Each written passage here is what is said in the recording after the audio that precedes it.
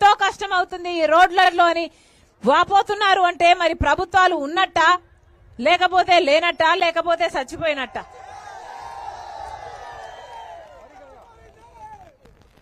మారుమూల ప్రాంతం, గిరిజనుల ప్రాంతం ఎంతగా పట్టించుకోవాలి, కానీ మీ గురించి పట్టింపు లేదు. కానీ బాక్సైట్ తవ్వకాల కోసం పెద్ద పెద్ద రోడ్లు వేసుకుంటున్నారు. కనిపిస్తున్నాయి కదా పెద్ద పెద్ద రోడ్లు, హైవేలు ఎంత సైజులలో ఉన్నాయి. బాక్సైట్ మైనింగ్ మీద ఉన్న ఇంట్రెస్ట్ ప్రజల అభివృద్ధి మీద, మీ సంక్షేమం మీద లేకపోయింది. మరి ఏమనాలి? రాజశేఖర్ రెడ్డి గారు ఉన్నప్పుడు అంతగా ఆలోచన చేశాడే ఆంధ్ర రాష్ట్ర ప్రజల కోసం. మరి ఇప్పుడున్న నాయకులు అటు పాలక పక్షం అయితేనేమి ఇటు ప్రతిపక్షం అయితేనేమి ఒకరైనా ప్రజల గురించి ఆలోచన చేస్తున్నారా? ఇంతమంది యువకులు ఉన్నారు ఇక్కడ, ఇంతమంది బిడ్డలు ఉన్నారు ఇక్కడ. ఏమా ఉద్యోగాలు వస్తున్నాయా? మరి ఏం చెప్పాలి? ఒకరోజు త్వరలోనే ఇదే పరిస్థితిలో మన ఆంధ్ర రాష్ట్రం ఇలాగే కొనసాగితే ఒకరోజు అసలు మన రాష్ట్రంలో యువతే లేకుండా పోతారు. మొత్తం యువతంతా వలసపోతారు. ఇక్కడ పనులు లేక, ఇక్కడ ఉద్యోగాలు లేక, ఇక్కడ సరైన జీతాలు రాక అసలు ఆంధ్ర రాష్ట్రంలో యువతే లేకుండా పోయేటట్టుగా ఉంది.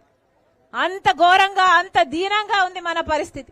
ఈ రోజు మన రాష్ట్రంలో లక్షల మంది బిడ్డలు చదువుకొని ఉన్నారు, డిగ్రీలు పీజీలు చేసి ఉన్నారు, కానీ పనులైతే లేవు. పనులు ఎందుకు లేవు? ఎందుకంటే సర్కారు పట్టించుకోవడం లేదు కాబట్టి. అటు పాలక పక్షమైనా అటు ప్రతిపక్షమైనా ఇద్దరూ కలిసి మనకు ప్రత్యేక హోదా కావాలి అని కొట్లాడి ఉంటే మన రాష్ట్రంలో పెద్ద పెద్ద పరిశ్రమలు ఈ పాటికి ఎన్నొచ్చిండు. ఇంతకు ముందు ప్రత్యేక హోదా ఇచ్చిన రాష్ట్రాలలో ఒక రాష్ట్రంలో 2000 పరిశ్రమలు వస్తే ఇంకో రాష్ట్రంలో 10,000 పరిశ్రమలు వచ్చాయి. మన రాష్ట్రంలో కనీసం పట్టుమని 10 కొత్త పెద్ద పరిశ్రమలు వచ్చినా మన బిడ్డలకు ఉద్యోగాలు వచ్చును, మనకు అభివృద్ధి జరుగును. 10 సంవత్సరాలు అయింది. ఆ రోజుల్లో కాంగ్రెస్ పార్టీ 5 సంవత్సరాలు ఇస్తామంటే ప్రత్యేక హోదా, ఆ రోజు చంద్రబాబు గారు బీజేపీ పార్టీ ఏమన్నారు? బీజేపీ అయితే 10 సంవత్సరాలు ఇస్తామన్నారు. మాకు ఓట్లేయండి, మేము 10 సంవత్సరాలు ప్రత్యేక హోదా ఇస్తాము అన్నారు. చంద్రబాబు గారు అయితే 10 సంవత్సరాలు సరిపోదు, మాకు 15 సంవత్సరాలు కావాలి అన్నారు. చంద్రబాబు గారు ముఖ్యమంత్రి అయ్యారు, అదే బీజేపీ పార్టీతో పొత్తు పెట్టుకున్నారు. వాళ్ళ మంత్రివర్గంలోనే ఎంతో మందిని మంత్రులను చేసుకున్నాడు తప్పితే ప్రత్యేక హోదా గురించి మళ్ళీ ఒక్కసారి కూడా మాట్లాడలేదు చంద్రబాబు గారు. ఆ రోజుల్లో జగనన్న గారు ప్రతిపక్ష నాయకుడిగా జగనన్న గారు ఎన్నో దీక్షలు చేశారు, నిరాహార దీక్షలు చేశారు, ప్రత్యేక హోదా కోసం కొట్లాడాడు.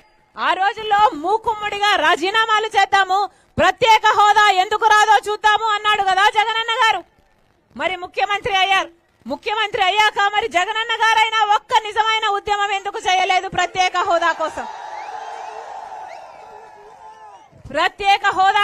ఒక్క నిజమైన ఉద్యమమైనా ఎందుకు చేయలేదు? ఇప్పుడున్నారు కదా మన రాష్ట్రంలో 25 మంది ఎంపీలు ఉన్నారు. 25 మంది ఎంపీలు ఉన్నారు, ఒక్కరు కూడా బీజేపీ ఎంపీలు లేరు. అందరూ వైసీపీ ఎంపీలు, తెలుగుదేశం పార్టీ ఎంపీలు. ఒక్కరంటే ఒక్కరైనా మళ్ళీ ప్రత్యేక హోదా